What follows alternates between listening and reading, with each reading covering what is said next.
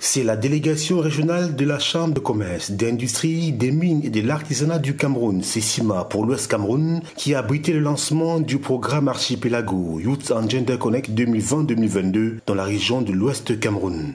Il s'agit de la première session tenue à Bafoussam sur la formation des jeunes au métier de la transformation agroalimentaire, la réparation automobile et l'entrepreneuriat. Aujourd'hui, nous sommes contents parce que le programme va démarrer. Nous sommes contents vu le nombre de participants, ceux qui ont patienté, ceux qui avaient bravé la sélection. Ils sont là, ils sont prêts pour le début de la formation. Les formateurs également sont prêts pour que cela puisse se passer. Et nous espérons que cela se passera dans de très bonnes conditions. Dans le cadre du programme Archipelago, 4 régions avaient été retenues pour le déroulé de ces formations. Nous avons commencé avec les régions du littoral, du centre et de la Damawa. Et aujourd'hui, on a lancé officiellement les 2 premières sessions de formation à l'Archipelago. Une session en réparation automobile et une session en transformation agroalimentaire. Pour cette initiative louable, les jeunes ont non seulement massivement répondu présent, mais aussi affiché fièrement leur enthousiasme. J'ai été choisie ici pour la formation en mécanique automobile. Je vais dire que ça a été une grâce pour moi déjà, parce que ça n'a pas été facile. Vu qu'au départ, nous étions très nombreux à postuler pour cela. À la fin, on a choisi 10 candidats, parmi lesquels moi. Cette formation est pour moi une opportunité de pouvoir approfondir ma formation, puisque déjà j'ai été formée à l'école à mécatronique automobile, où j'ai poussé jusqu'au niveau du BTS.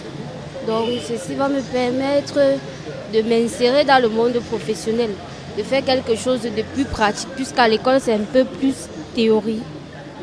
Déjà, je suis très émue d'avoir eu la chance déjà de participer, parce que plusieurs personnes ont postulé, mais j'ai eu la chance de participer, donc je suis très contente d'avoir eu cette opportunité et j'espère que je pourrai plus tard vraiment bénéficier de cette offre. Du côté de la Chambre de commerce, d'industrie, des mines et de l'artisanat du Cameroun, CECIMA, toutes les conditions sont réunies pour assurer à ces jeunes une formation qualitative dans les centres retenus à l'image du garage Franc Auto et du centre de formation professionnelle CIPO pour l'agroalimentaire. Nous leur avons expliqué de nouveau le principe de la formation duale, l'alternance entre les centres de formation et les différentes entreprises vers lesquelles ils seront accompagnés. Nous leur avons donné le contenu des formations. Maintenant, dès demain, ils seront dans les centres de formation où ils recevront premièrement leur kit, les mini-kits qui sont prévus dans le cadre de ce programme. Et ensuite, ils auront l'agenda du déroulé des formations au niveau de chaque plateau technique. À Douala, dans la région du littoral, l'heure était à la 2e session avec pour cadre le centre d'incubation pilote CIP de Bois-Djibo qui se pose en véritable structure de référence dans la formation des jeunes à la transformation agroalimentaire.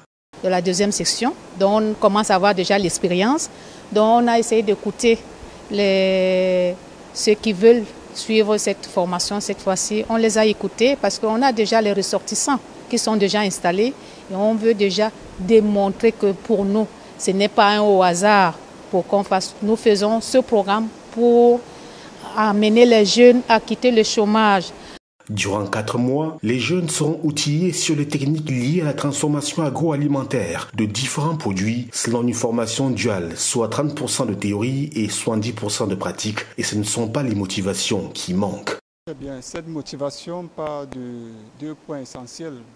Le premier point que je pourrais évoquer ici, c'est n'est-ce pas, ce projet que je porte à cœur depuis des années, notamment dans la transformation du manioc.